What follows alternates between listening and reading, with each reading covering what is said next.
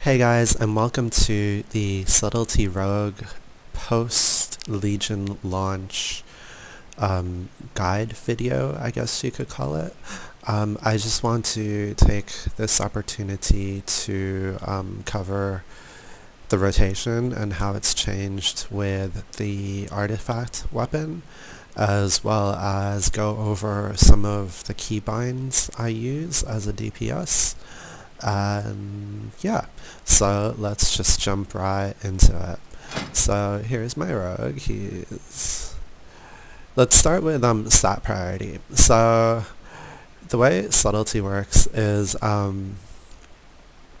it doesn't really have a lot of interactions in terms of spells. So for example, like before, you used to have, what was it called, Honor Amongst Thieves, where crit would give you combo points, and then it became like your party's crit would give you combo points and whatnot, and it was amazing. And that still exists, but it's an honor talent right there. So it really doesn't apply to PvE, which is what we'll be covering in this video. So because of that reason, your stat priority will be versatility. You want this through the roof. Grab verse wherever you can. Next up is mastery.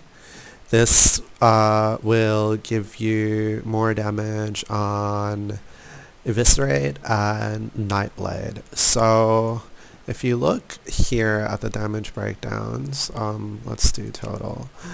Most of your damage is coming from Eviscerate. That's like a 900, although that's probably under a buff. I doubt I hit for 900. But I can hit for about 500k Eviscerates, and it's amazing. And so most of your damage will come from that. Another huge chunk of your damage will come from Nightblade, which per action is probably your highest hitting ability compared to, say, 407 to 258. A single action gets you nearly 400,000 damage. So yeah, so mastery is second, and crit is very close third.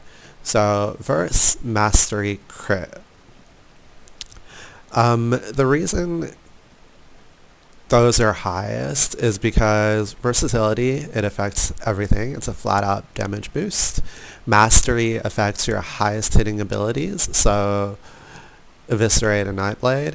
And crit, again, it affects everything, so all your abilities can crit, even your Nightblade ticks. Lowest on that is haste, and the simple reason for that is so 2 of 3 of your resources, so energy and combo points, are affected by haste, so it increases attack speed and energy regen. So attack speed isn't that important because auto attacks only do about 6% of your damage. They're not even in the top, well, I guess without double sword bite, they'd be in the top 4, top 5. So they're not, they're important, but it's not that important. It's like 6% of your damage, maybe a bit less than that. So the thing with that is you're not generally energy starved. Like, yeah, there are phases where you're pooling energy for a shadow dance, but outside of that, I don't really find myself energy starved, and I rarely find myself combo point starved unless I am pooling for energy for a shadow dance. So, and the other thing is it doesn't really affect your Nightblade tick speed, so it'll only ever tick so fast and it won't be affected by that. Haste doesn't affect any of the dots as far as I know, even for assassination or subtlety. So to put that into real terms, you want main hand damage. That's your highest priority. After that, your stat weights will be agility, which has a stat weight of 1. Versatility, which is 7.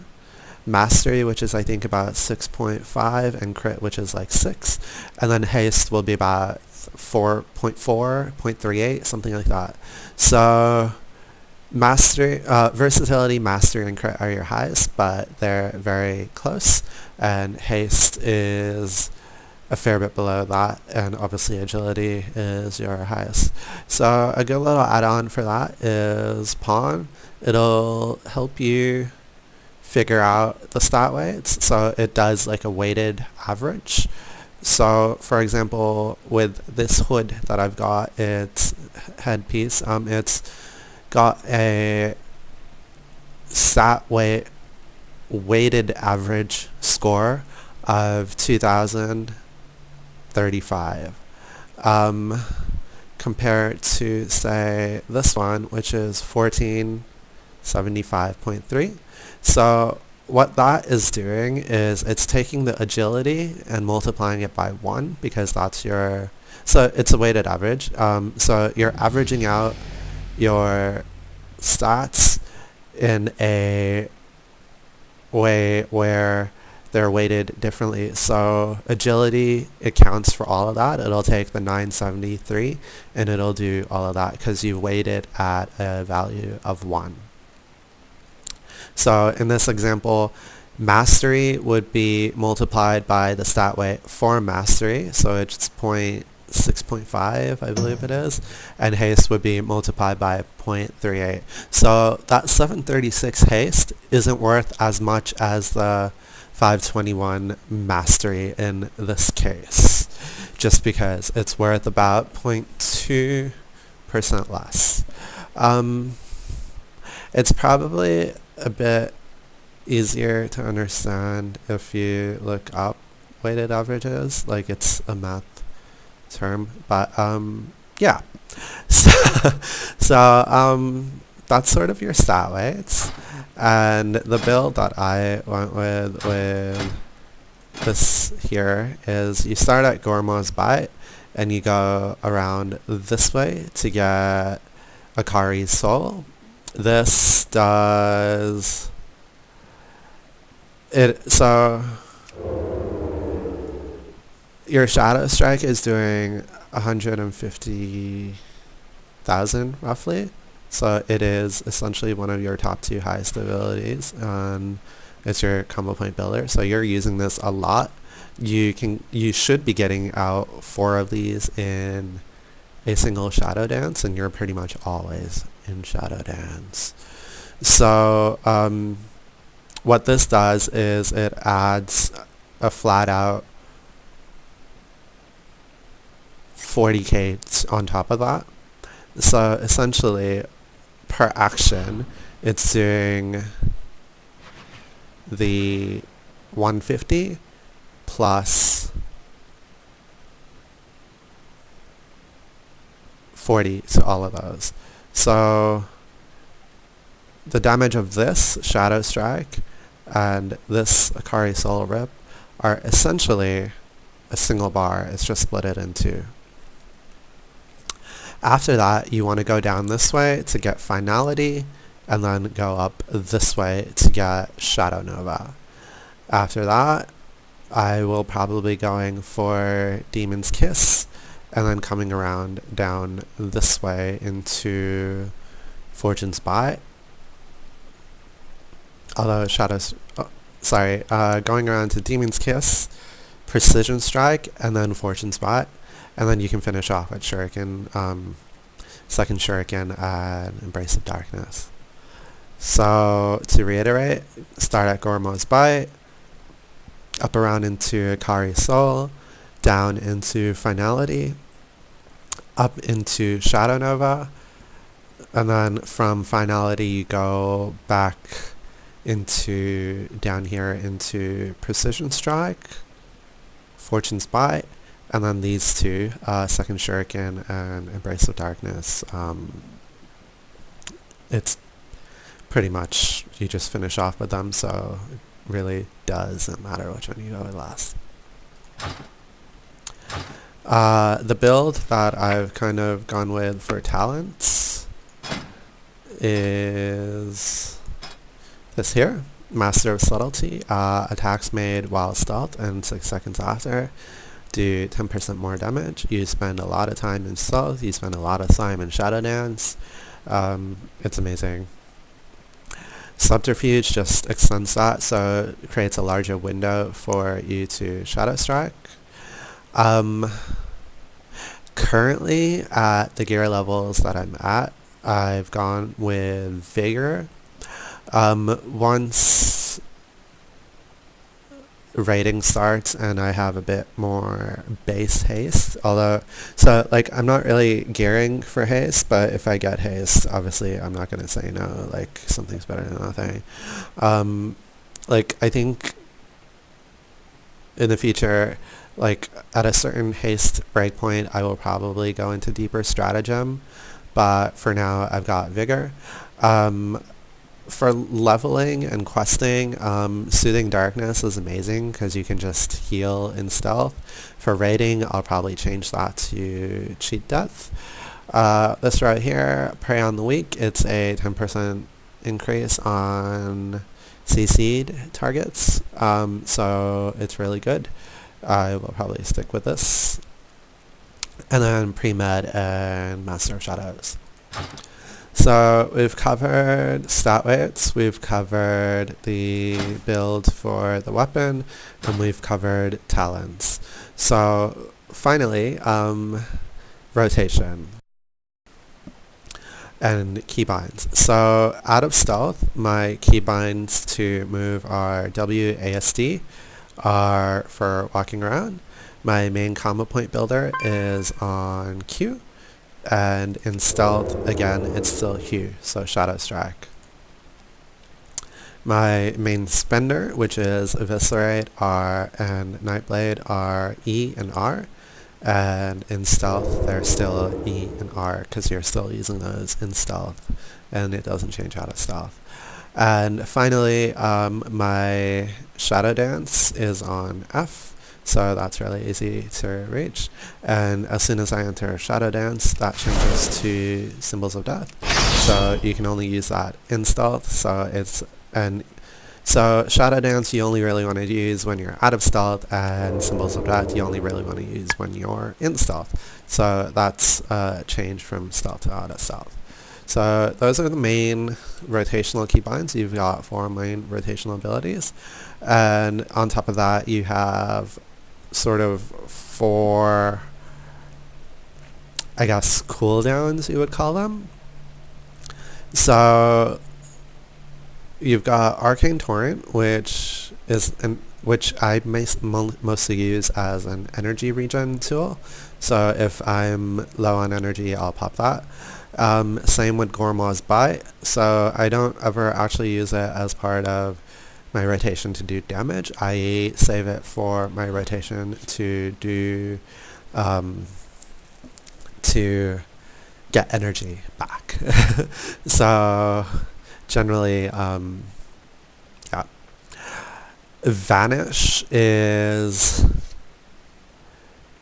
it lets you get into stealth if you're low on Shadow Dances. So I only really Vanish if I've only got a single Shadow Dance left. And Shadow Blades, I generally only use if I don't have 3 stacks of Shadow Dance. So the reason for that is this talent here, because Shadow Dance regens every time you use a finishing move, whereas Vanish doesn't do that. So you want to be using Shadow Dance before Vanish to get more Shadow Dances out and more chances of being in stealth. So generally, my rotation looks like this.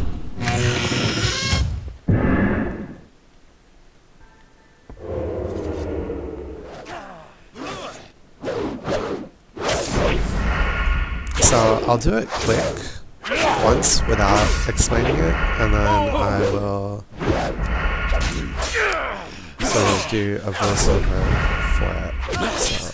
So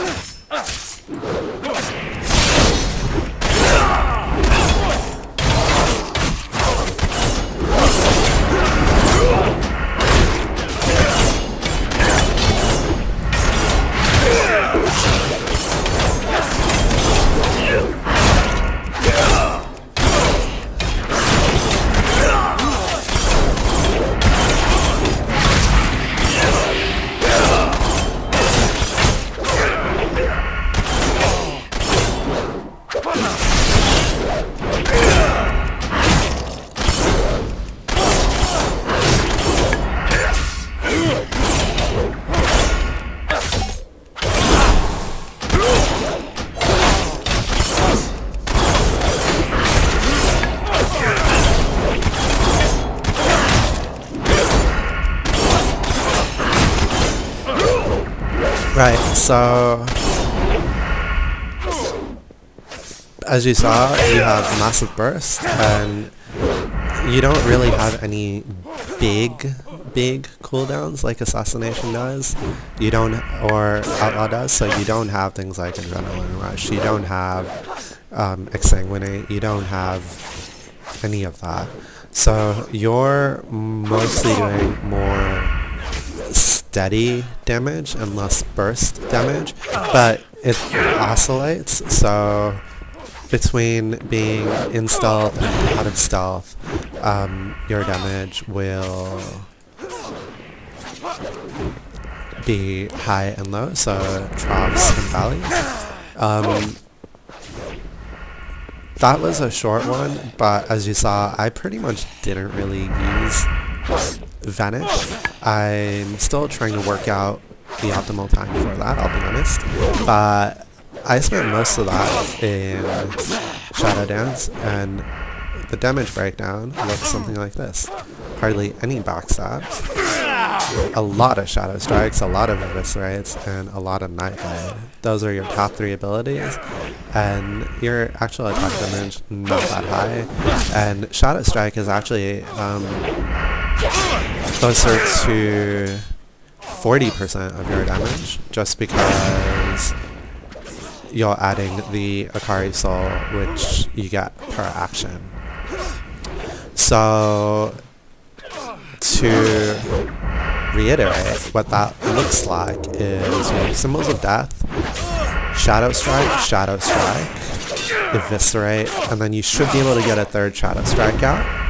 And then you want to pop Shadow Dance and Shadow Blades, and then Shadowstrike, Eviscerate, Shadowstrike. So your Shadow Dance sort of rotation is always Shadowstrike, Eviscerate, Shadowstrike. That may change sometimes, but essentially that's the optimal one that you want to be going for. And keeping Nightblade up is your highest priority. So, yes. And then once you're low on... So the other thing with Cornwall's Spy is it actually gives you 3 combo points.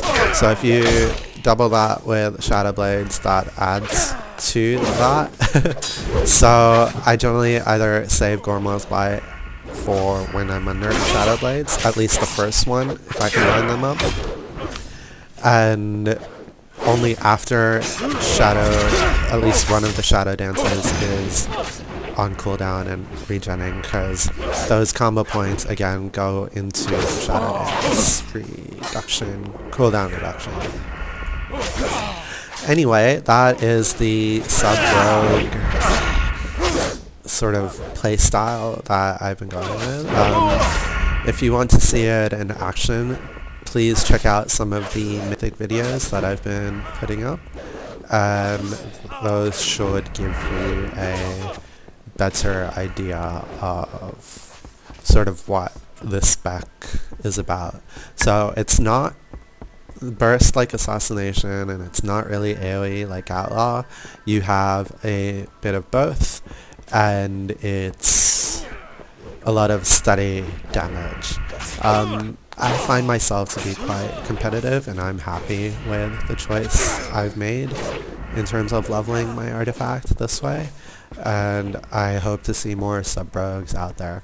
Anyway, if you liked that, please don't forget to comment, like, and subscribe.